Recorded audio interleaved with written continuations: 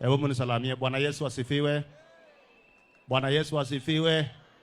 Wangapi wanasema leo tuinue vijana na wamama na wazee? Nyinyi wote. Nyinyi wote. Wacha niwaambie. Mimi nimekuja hapa kwa sababu ya rafiki yangu Eric Wamumbi. Sawa sawa. Na huyu Eric sijekuja hapa kimakosa. Eric ametembea kwetu kama mara 4. Na leo nimekuja kulipa deni mara 1. Bado niko na safari nyingine ngapi? Mtanikaribisha nikuja hapa. Safari ya 2. Safari ya 3. Safari ya 4. Hebu nione watanikaribisha nikuja hapa Mathira. Na Mathira sikiseni. Hatuje kuja hapa msaa. Tumekuja hapa kuinua vikundi ya wamama wetu. Tumekuja hapa kuinua vikundi ya bodaboda. Tumekuja hapa kuinua vikundi ndogo ndogo. Unajua nilikuwa naona kwa mitandao.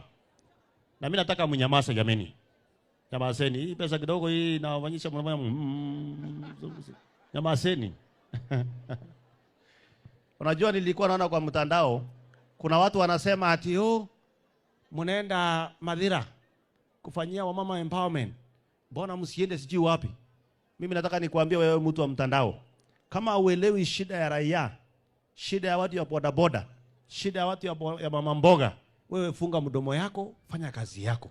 Na nataka niwaambie hamwezi mkatustop. Mlijaribu kutustop tusiende kanisani kufanya harambee. Tukafikiria tukaona huyu ni shetani karibu afike. Sasa hii tumeanza hii ya bottom up, wameanza tena kusema unajua watu sijui nini. Mimi nataka msikie watu wa Nyeri. William Ruto na Kithure Kindiki. Wacha wajenge barabara. Wacha wajenge soko. Wacha watafute bei ya majani, ya kahawa, wasukishe bei ya dola, wasukishe bei ya fertilizer.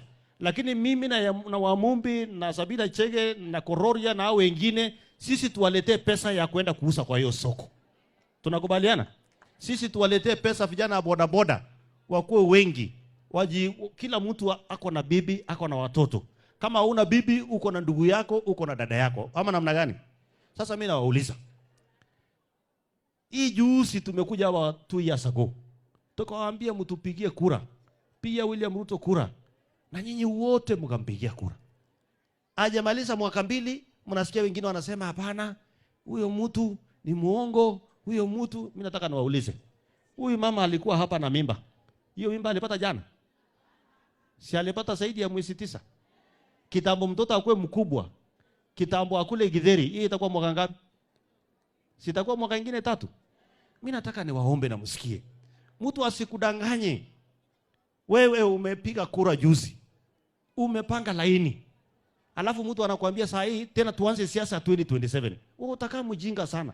Saa hii ni wakati ya kuita Kororia, unaambia tunataka hii, unaambia Wamumbi tuletee hii, unaambia mwingine mtuletee hiyo, unaambia mwingine mtupange hapo.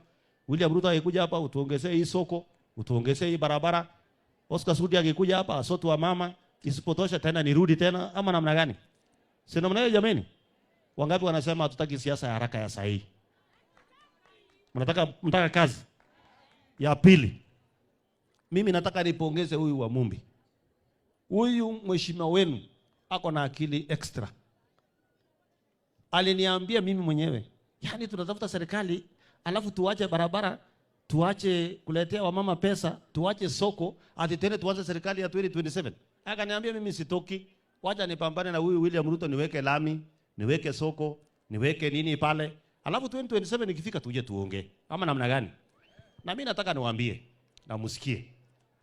Ile kitu imetuharibu kama taifa la Kenya ni kitu inaitwa ukabila. Ukabila itatupoteza. Na ukabila ni kitu ya ujinga.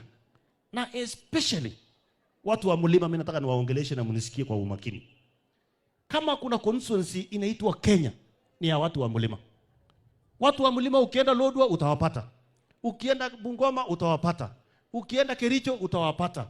Ukikuja Eldoret utawapata. Ukikuja Nakuru utawapata. Ukienda Mombasa utawapata. Halafu mtu anakuambia ati tujitenge kama watu wa mlima.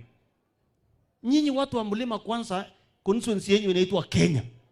Kwa sababu mko kila mahali kwa taifa la Kenya. Na mimi nasema nataka niseme hapa. Kule kwangu Eldoret niko na watu wa mlima zaidi ya 40,000 kwa constituency yangu. Na ukipata town yenye haina mtu wa mlima, hiyo town imekufa.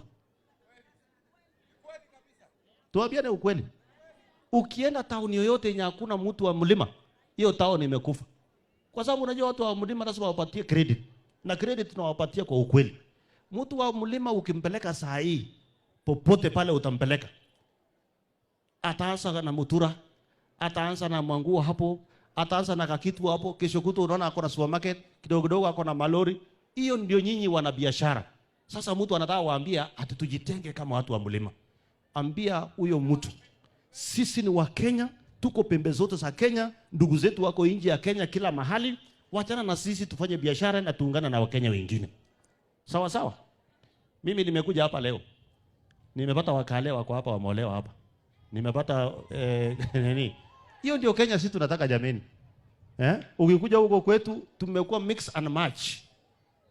Mimi nataka nikirudi hapa mlima siku nyingine, mnasema Mheshimiwa Sudi, ile pesa ulitupatia boda boda, ile pesa ya mama mboga, tumeanza kuuza mitumba. Sasa tunataka tuuse nguo mpya. Mrudi tena. Ama namna gani? Wangapi wanasema turudi tena? Mtuoneshe wenye wanasema turudi tena. Turudi tena. Tufanye hii maneno ama tuache? Alafu nasikia mwingine anasema ati hao watu wako na pesa mingi. Sikiseni nyinyi watu. Mimi nilikuwa conductor wa matatu. Nilikuwa napanganga stage. Nimehangaika hapo, nikafanya kazi nyingine hapo, nikafanya kazi nyingine hapo, nikafanya kazi nyingine mpaka penye nimefika leo. Sasa mtu anakuambia ati usiende Madhira kupeana milioni 3. Na ajui hii milioni 3 ni network niko naye. Ninaomba kwa rafiki ule, naomba kwa rafiki ule, naomba kwa rafiki ule mpaka najaza milioni 3 niletee watu wa Madhira. Lakini unasikia tu mjinga mwingine pale kwa sababu ameshiba. Sasa anaongea huko kwa kona, hawa watu hawafai kwenda hapo, hawafai kusaidia wale.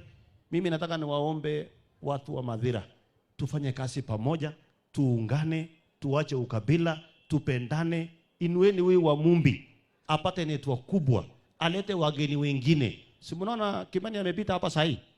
Si ametuachia kama milioni 5 na marafiki yake? Sisi tukijanga milioni nyingine 7 hapa, si tutakuwa tumesokesha hii area? Ama namna gani? Ndio mimi nataka niwaombe kwa heshima kubwa sana. Mambo ya ukabila imetuletea hasara kubwa katika taifa la Kenya. Mimi nilikuwa supporter ya Mwai Kibaki. Ni ile tu William Ruto alikuwa hapo. Lakini ningekuwa na uwezo, ule mzee alifanya maajabu. The first 2 years, 3 years ilikuwa mlima namna hii. Lakini after 5 years kila mahali tulikuliona lami, tukaona watoto wetu wamepelekwa shule, akalete CDF, akatoa karo ya shule ya primary. Sasa huyu mwingine amefika, amesukisha fertilizer kutoka 7,000 mpaka 2,000. Ametoa dola shilingi 160 mpaka 127. Ametoa sukari ilikuwa 240 mpaka 120. Ile unga ilikuwa inauzwa pale supermarket 240, sasa iko 90. Yaani hiyo mambo yote unaona hao wengine tu wanakashifu, hawasemi yale mzuri. Mbona kama wewe ni kashifu mzuri useme William Ruto amefanya 1 2 3 4, lakini baada hajaongezea 1 2 3 4. Hiyo ndio ukashifu ya ukweli. Tunaelewana jameni?